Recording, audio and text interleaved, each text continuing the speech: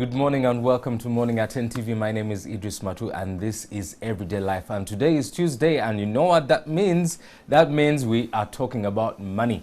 Money, money, money, money, money. Everyone is looking for it. Everyone wants to spend it. But how do you keep it? And that's the answer we are here to give you. Now today we are talking about how to separate business from personal money. Most of us own businesses and get some salary at the end of the year or the end of the month. But is it your money or is it not? And in studio, I have Mr. Ronan Mukasa. You are welcome, sir. Thank you. How are you? Usual suspect? Yes.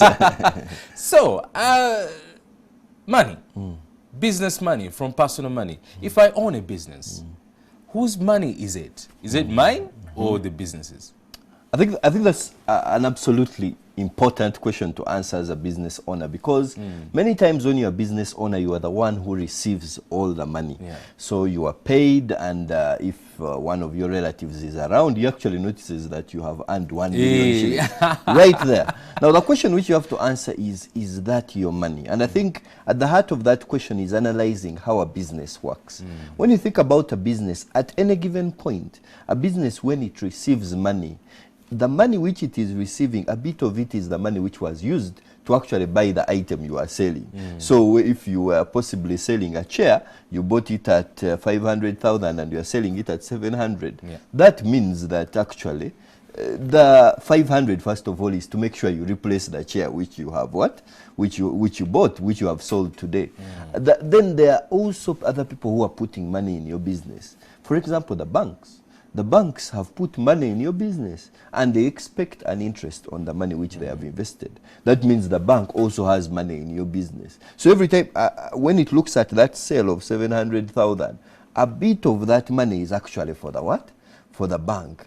Then there is also the employees.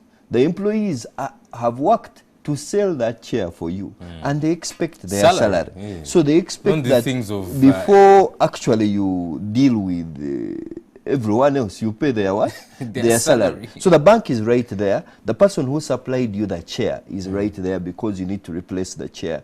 Then you also have the employees, but there is also the future. Don't forget that every time you earn money, you are hoping that you can reinvest. And if where you manage to buy one chair, now you can manage to buy two so that your business grows. So every sale, a bit of the money is the money which you need to invest for the what? For the future. And then finally there is you, the business owner. You take a bit of that money also. Now the real challenge which we have is many times as the business owner, you pay yourself before you pay all these people. And the moment you do that, you are causing yourself a crisis. Because if you don't pay the bank is going to come and take away the stock or take away your property in order to get back the money which they gave you. If you don't pay your employees, the employees are either going to start stealing, or you will lose very good employees to your competitors because you are not paying their what? Their salaries. If you don't invest in the future will reach. And people will wonder, this person has done this business for the last 10 years. Why isn't his business growing? So in a way, every sale which you make, you have to notice that you are the last person to be paid. So many times if you pay yourself first, you forget about these other people who you have to pay.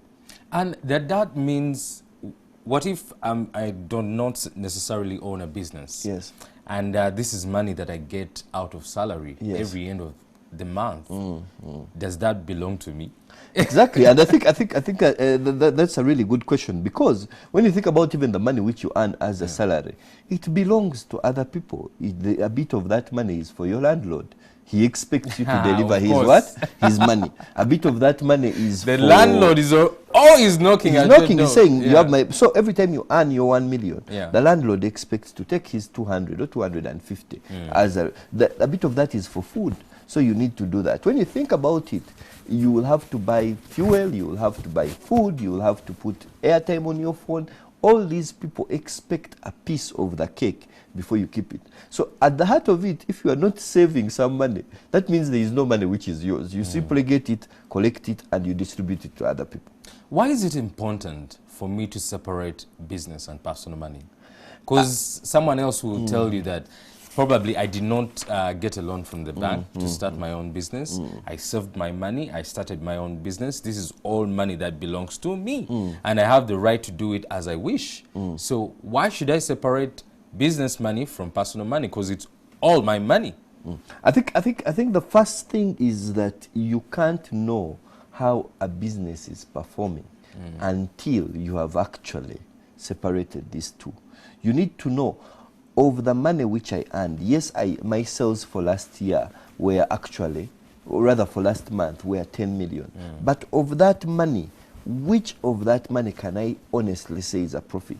So part of the process of separating is just keeping a record to say that these were the sales, these are the repayments which I made to the suppliers, these are the repayments I made to my bankers, these are the payments I made to my staff salaries and other costs, these are the administration expenses, and this is what I kept. So part of the process of separating your money, you can't look at all the money as though it is owned by one person, because there you miss the point. You actually tend to forget all these people, and many of our businesses often do not keep a strong record system to show clearly which money is for who, and that process needs to happen. But also, when you think about the reason why you need to separate your personal money from business money, at the heart of it is this concept of sustainability.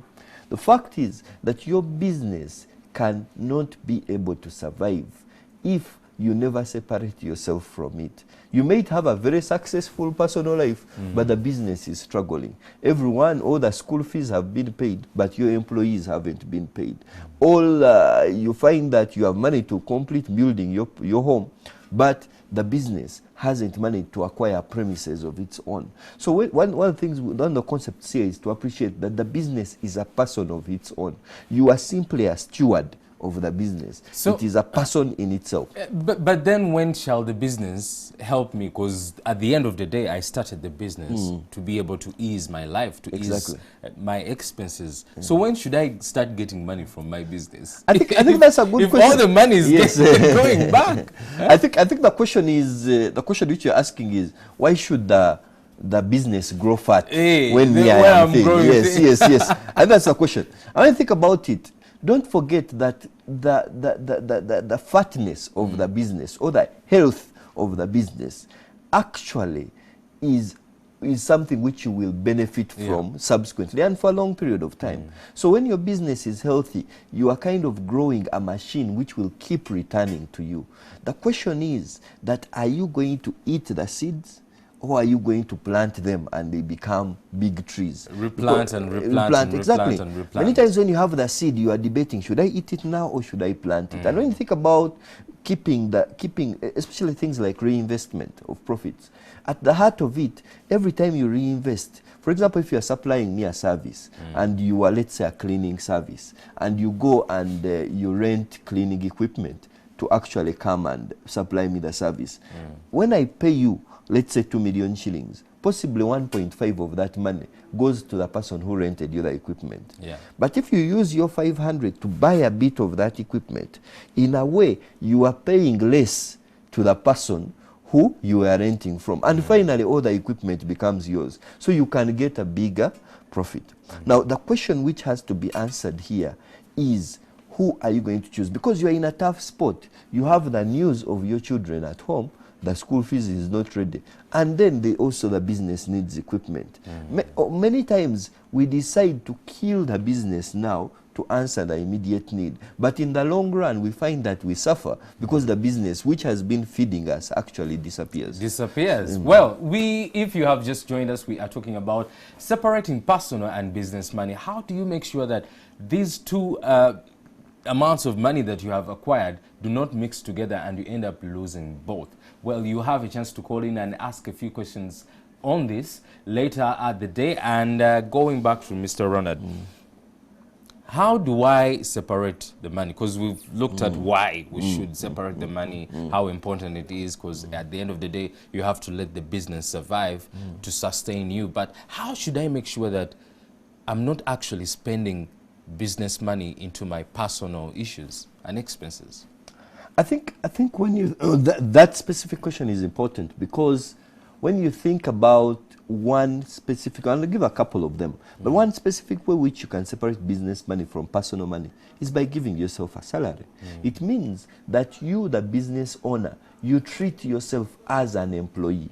Now, if you are an employee, it means you have a salary. And terms of reference, it means that salary says which benefits you can get from your business. If the benefits include that every day you will get lunch of 5,000 shillings, write that benefit down.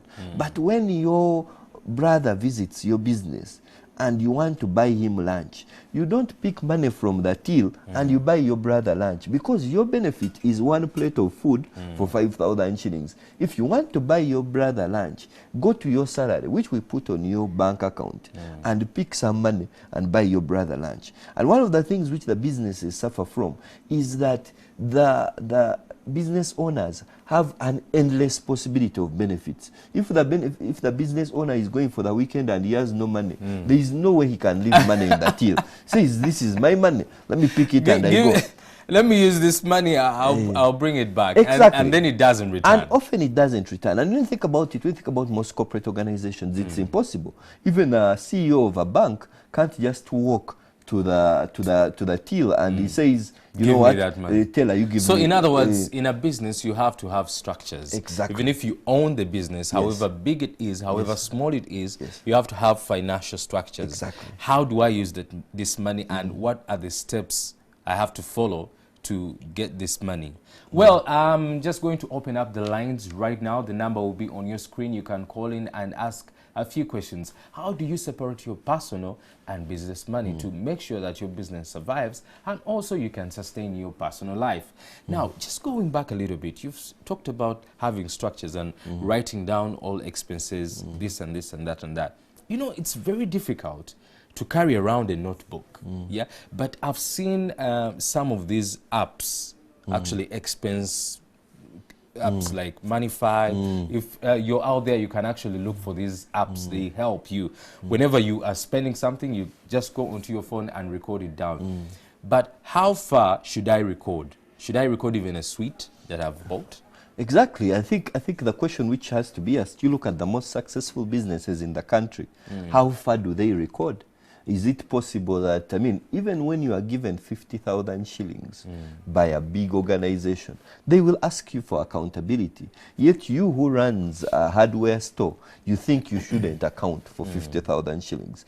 So that the record has to go as far as it is business money. If it's business money, there has to be a record which is actually kept. And one of the things which you have to think about in record keeping is that there are so many opportunities to actually keep records. It could be a simple exercise book. It could be a software on the computer. It could be your phone, an app which you use. But it is the discipline which is challenging. Don't forget that every time you make a record, in a way it is giving feedback to you that what did you do with this money. Now, for example, if you took 100,000 for the weekend and they ask you to account for it, the truth is you didn't have any business meetings. There is no client who you met. You didn't use the fuel to go and visit a prospective client. So you find that actually the truth is you use this fuel to go to the village. And that is the purpose of the 100,000 you took. Now, when you try to put such an accountability in your books, it looks out of place. A decent accountant will ask you, so how do we benefit from you visiting your village as a business? All right, I think we have a caller. Hello, what's your name and where are you calling from, sir? This one is Samganya Abdallah from Sembauli. Yes, sir. What do you have to ask? For that, I'm asking, because I own a school, but I'm asking that I normally get problems in differentiating the business, and then I myself, when should I benefit from the business? When I always ask people, they always talk about benefiting after a long run. Then I find it very complicated because I also have problems. Yeah. So I don't know. I want you to throw more light about that issue. All right. Thank you, sir. Do we have another caller? All right. So the gentleman has a school. Yes. This is a big business. And he's asking, how do I differentiate personal money from business money? Because he says so many people tell him that you have to wait and the long run. to actually get some But money he needs from that. But the he problem has is right here. issues. And I think that's absolutely problems. true. That's absolutely true. I think I'll go back to one of the points I made. The first thing is set your salary. Set a fair salary. Don't forget that as a business owner, you are also an employee of your school. Yes. So Mr. Abdallah is an employee of the school. He might be the headmaster. And he's not paying himself. So you set yourself a salary. Yeah. Say, every month I have to be paid this amount of money. You treat yourself like all other employees. But also Mr. Abdallah, as the owner, at the end of the year, there will be profits which the business has made. And from those, Mr. Abdallah can take some dividends. He can be able to make a couple of drawings as a result of owning the business. Now, the real crisis here is that, can Mr. Abdallah take profits before the profits have been made? Because don't forget, a salary is a commitment of now. Yeah. But when you think about a profit, it's after a period of time, you say, I've made profits, then let me draw a bit of So the in money. other words, Mr. Abdallah should actually make sure he is paid a salary away Exactly. from the For money that he starters, gets. exactly. All right, hello. Oh, we lost that. So Mr. Abdallah, if you're still watching, the gentleman has told you that you need to keep a salary for yourself away from the profits that you're getting from the business. Hello. Hello, Yes, how are you? What's your name and where are you calling from? I'm Francis. I'm calling from Fort Portal. Yes, Francis, what's your question? For me, I'm employed, and I'm earning around 400,000. Yes. But now my question is, on that amount, how much should I save, and how much should I be spending? Basing, most people may be averagely they may be earning that. But now, which one do you consider to be yours, and which one should you save? How much are you earning again? 400, I think. 400,000. All right, thank you, Francis. Thank you. All right, do we have another caller before we go to Francis' question? All right, so I think when you think about the question of saving, it is always a factor of the circumstances you are in. Sometimes the commitments which you have will determine how far you can go to save. But the important thing is that first question, you have to save. You have to save and ask yourself, of this income which I earn, which part do I want to be mine? Some people say a rule of thumb should be using what we find in our books of faith, something like 10%. You start with 10% and you say, I'll keep pushing that figure up. Now, sometimes you may say that, honestly, Ronald, I cannot save 10% in the situation I'm in.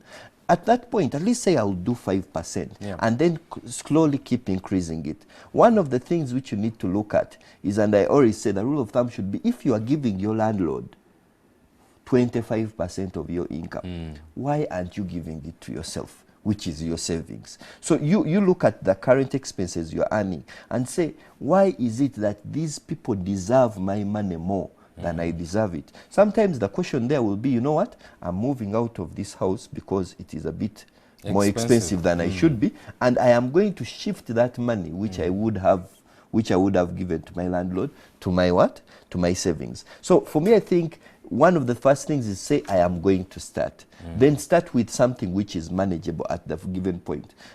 10 is always a good percentage to look at, and it's simple to compute anyway. So you could say that is where I will start. Hello. All right, let's try to break down Francis' salary. If I'm saving 10% of 400,000, hello. Oh, sorry, we lost that. So if I'm saving 10% of 400,000 shillings, that is what, 40,000? Hello. Hello. Yes, good morning. My name is Carol. Good morning. Where are you calling from, Carol? I'm calling from Kampala. Yes, Carol, what's your question? My question is, how do you manage if the business is not making profits in a certain month? And how do you separate, how do you pay yourself when the business has not made any profits? I'm wondering. Do you have a business? Yes, I do have a business. How long have you had this business? Like 4 years. 4 years. Okay. All right. So Yeah. okay. All right, let's get to your question. Yes. I think Carol's dilemma is a dilemma which many businesses have. I am running a business and I'm actually not making any money. But I think I'll go back to the two things which I mentioned. A salary has to be paid irrespective of whether the business is making money or not. Now the question is, whose salary do you pay?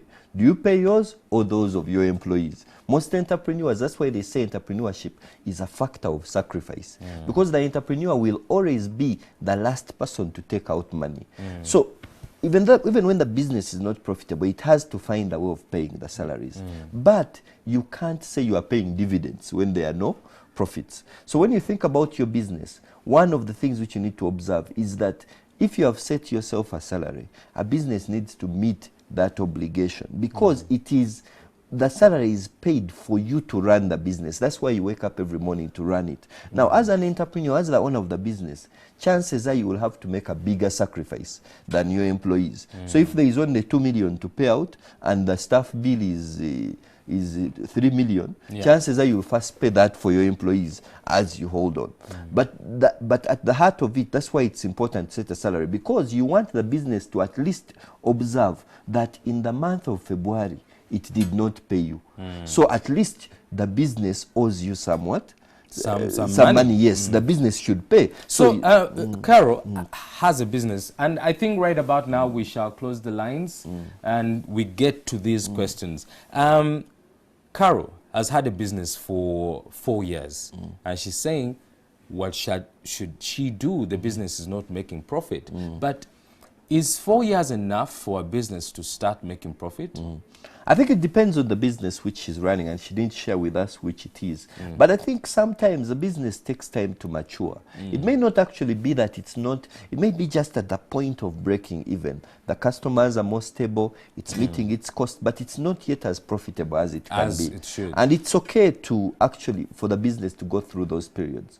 Actually, even though the business doesn't pay you for 6 months, at least make sure there is a record to show that, by the way, all the way from September last year up to today, you haven't paid me. I have been putting in my time. When times become better, actually it's even important for the taxman, because if the taxman comes and he finds the business when it is at its most brilliant time, it's making big profits, we may forget that you worked in that business for 6 months and it didn't pay you. Let there be a clear record to show that this is the money which actually you are supposed to pay me. We didn't manage to pay it, but now we are able to. And you know, the big challenge with startups is that sometimes we start up a business and we are hopeful that, you know, this business is actually going to increase on my income. And then for 2 years, 3 years, I'm working, spending, paying employees, but I'm not getting back profits.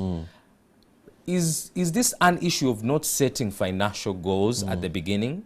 Yeah, I think when you're starting a business, you have to have a fair mix of high optimism that the business will work. But also on the other side, you need to be able to face those tough facts, those brutal facts, that the business actually, that sometimes you are marketing to your own family and they are not buying. And they were the ones who told you, run in, we are standing with you. Then you tell someone, come to my restaurant, and says, it's okay. Just keep going, be strong. You have started your school, and even your own brother has refused to bring his children to your to your school. So you are kind of struggling. So that you have to have a mix of optimism and also being very realistic about the fact that the business won't work. Now, as you walk through that period, that is what makes entrepreneurs unique. So just to round about, because I think we are running out of time, what should Carol do? So should she continue? Should she stop? Should she do something different? I think Carol should set first of all a salary for herself. Clearly say that this is what I should be paid. In a month when it is not paid, it should remain in the books of the business that the business is supposed to pay it. And then more importantly, Carol might want to analyze and look at her books and ask herself, why exactly isn't this business making profits? What am I spending on? Is it a time to cut down? Am I having so many product lines which are unproductive, so I need to cut them down? So there is also that broader business analysis she needs to make, asking ourselves, 4 years down the road, why isn't the business making money? And sometimes the tough decisions you have to make is to let go of some of your staff members. Tough decisions you have to make is get out of a contract with a supplier who is giving you, not delivering on time. Sometimes you have customers who are not paying, yet you are keeping on supplying them. Sometimes those tough decisions are the ones which can change the trend of your business. And Abdallah owns a school. He's wondering, when should I start actually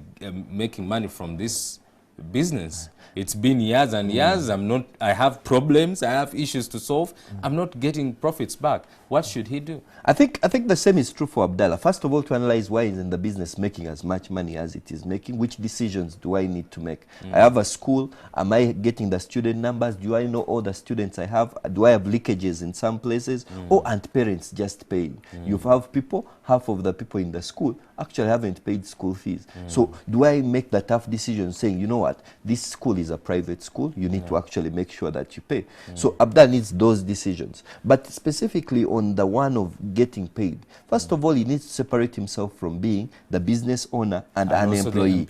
As an employee, get a salary. As a business owner, make sure the business is profitable and get a return. So in other words, if I am a business owner and I do not necessarily work in the business, I should not be getting a salary. My only salary should be the profits that come out of the business. Now, going back to Francis, a teacher, earning 400,000 shillings, and he's asking, how much should I save and how much of this small salary is mine?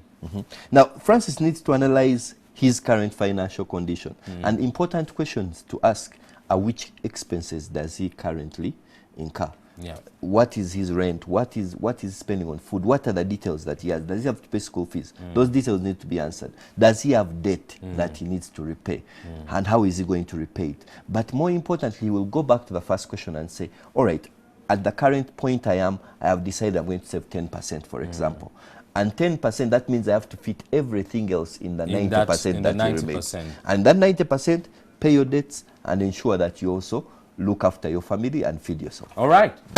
That's all we had for you today. We have been talking about how to separate business from personal money, and I hope the three callers have got something to learn. And you out there who hasn't had the chance to call, but you have learned something from this. To continue the conversation, go to our website, which is www.ntv.co.ug, or our social media platforms, that is on Facebook, Twitter. Just look out for Morning at NTV or NTV Uganda, or you can directly communicate to me at Idris Matu, that is EDRISMATU, and tell me, what do you want to see on the show? What topics do you want to discuss? Are you having money problems? Tell me about it, and we might be able to give you a solution. Now, coming up is Mwasuze Mutia with Farida Nakaziwe. Have a very wonderful, prosperous morning.